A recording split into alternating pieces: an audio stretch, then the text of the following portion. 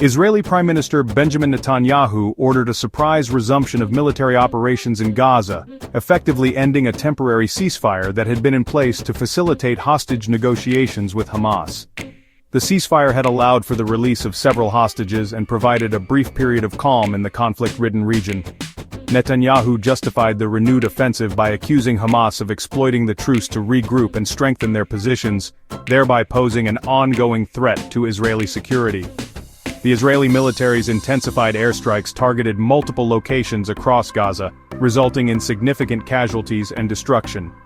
Health officials in Gaza reported that at least 85 Palestinians were killed overnight, bringing the death toll to nearly 600 since the ceasefire was broken. The strikes have devastated residential areas, leading to a humanitarian crisis with thousands displaced and critical infrastructure destroyed.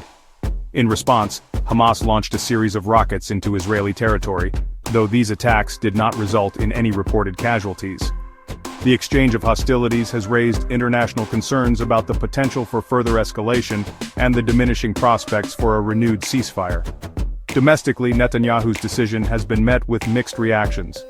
Supporters argue that the military action is necessary to ensure Israel's security and to pressure Hamas into releasing the remaining hostages.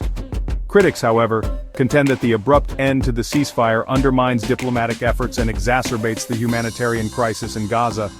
Protests have erupted in Tel Aviv and Jerusalem, with demonstrators calling for a return to negotiations and expressing frustration over the government's handling of the situation. The international community has expressed deep concern over the renewed violence.